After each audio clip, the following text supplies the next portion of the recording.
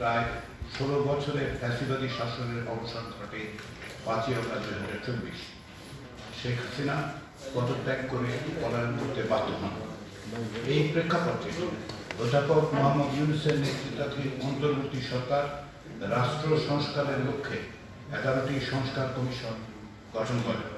এর মধ্যে সংবিধান, নির্বাচন ব্যবস্থা, বিচার বিভাগ, জনপ্রশাসন, দুর্নীতি দমন কমিশন এবং পুলিশ সংস্কারের জন্য গঠিত ৬টি কমিশন এবছরের ফেব্রুয়ারি মাসে তাদের সুপারিশ সম্বলিত প্রতিবেদন সরকারের কাছে জমা দেয়।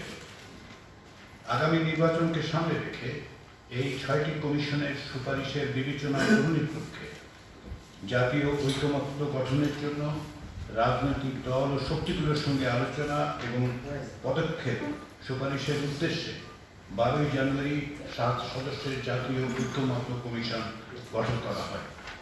এই কমিশনের মেয়াদ ৬ মাসের। এই কমিশনের কাজে সহযোগিতা করার উদ্দেশ্যে গত ৬ই ফেব্রুয়ারি প্রধান উপদেষ্টার বিশেষ সহকারী হিসেবে সাংবাদিক মনির হায়দারকে নিয়োগ করা হয়। তিনি ঐকমত্য কমিশনের সঙ্গে যুক্ত আছেন এবং রাজনৈতিক দলগুলোর সঙ্গে যোগাযোগ এবং সমন্বয়ের দায়িত্ব পালন করছেন। গত 15ই ফেব্রুয়ারি থেকে এই কমিশন কাজ শুরু করে।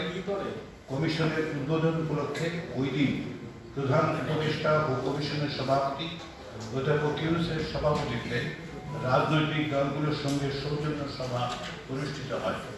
এই সভায় 34টি দলের মোট 104 জন প্রতিনিধি উপস্থিত ছিলেন। সভায় উপস্থিত সকল রাজনৈতিক দলের প্রতিনিধিরা সংস্কার প্রক্রিয়া এগিয়ে নিয়ে যেতে তাদের সংকল্পের কথা পুনরায় ব্যক্ত করেন। ওই সভায় রাজনৈতিক দলগুলোর অনুরোধের পরিপ্রেক্ষিতে 34টি রাজনৈতিক দলের কাছে 6টি কমিশনের পূর্ণাঙ্গ প্রতিবেদনের হার্ড কপি 22শে ফেব্রুয়ারির মধ্যে পৌঁছে দেওয়া হয়। উল্লেখ্য যে ইতিপূর্বেই এই সব দলকে প্রতিবেদনগুলোর সফট কপিও পাঠানো হয়েছিল। এরপর ঐকমত্য কমিশনের সদস্যরা 3 দফা বৈঠকে মিলিত হন এবং সংশ্লিষ্ট কমিশনগুলো প্রতিবেদনগুলো থেকে গুরুত্বপূর্ণ সুপারিশগুলোকে চিহ্নিত করেন। 5টি কমিশনের গুরুত্বপূর্ণ সুপারিশগুলোকে ছকের আকারে বিন্যস্ত করা হয়। এইসব ছকে পুলিশ সংস্কার কমিশনের সুপারিশগুলোকে যুক্ত করা হয়নি। পুলিশ সংস্কার কমিশন মনে করেন যে তাদের সুপারিশসমূহ প্রশাসনিক ব্যবস্থার মাধ্যমে বাস্তবায়ন সম্ভব। এই ছকসমূহ 6ই মার্চ 34টি রাজনৈতিক দল ও জোটের কাছে পৌঁছে দেওয়া হয়েছে। এতে মোট সুপারিশের সংখ্যা 166টি। এর মধ্যে সংবিধান সংস্কার সংক্রান্ত সুপারিশ 70টি, নির্বাচন ব্যবস্থা সংস্কার বিষয়ে সুপারিশ 27টি, বিচার বিভাগ সংক্রান্ত সুপারিশ 23টি, জনপ্রশাসন সংক্রান্ত সুপারিশ 26টি এবং দুর্নীতি দমন কমিশন সংক্রান্ত সুপারিশ 20টি। প্রতিটি সুপারিশের ক্ষেত্রে 2টি বিষয়ে মতামত চাওয়া হয়েছে। প্রথমটি হল সংশ্লিষ্ট সুপারিশের বিষয়ে একমত কিনা। এতে 3টি বিকল্প রাখা হয়েছে। সেগুলো হচ্ছে একমত, একমত নই এবং আংশিকভাবে একমত।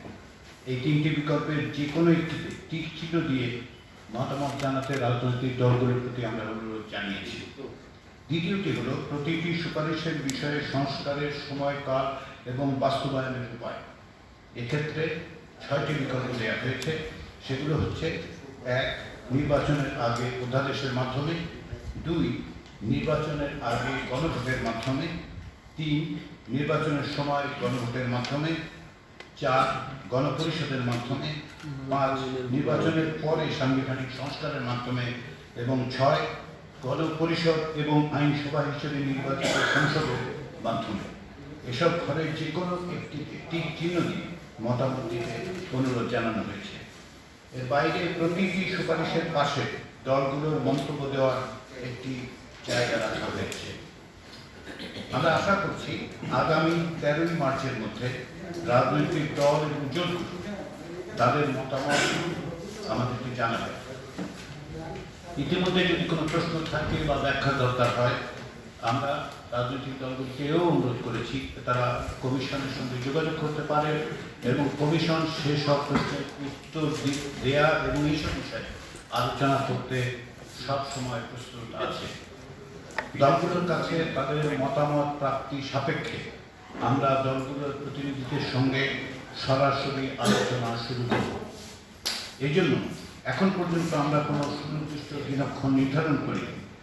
যখন যে দলের মতামত পাওয়া যাবে সেই সময় থেকেই আলোচনা শুরু হবে। আমরা রাজনৈতিক দল এবং জোটগুলোর প্রতি যত দ্রুত সম্ভব মতামত জানাতে স্বনির্বন্ধ অনুরোধ করছি। এই প্রক্রিয়ার পরের ধাপ রাজনৈতিক দলগুলোর উপর এখন নির্ভর করছে। আমরা চাই দ্রুত আলোচনা শুরু করতে, আলোচনা অগ্রসর করতে এবং স্বল্প সময়ের মধ্যে ঐকমত্যে পৌঁছে একটি জাতীয় সনদ তৈরি করতে।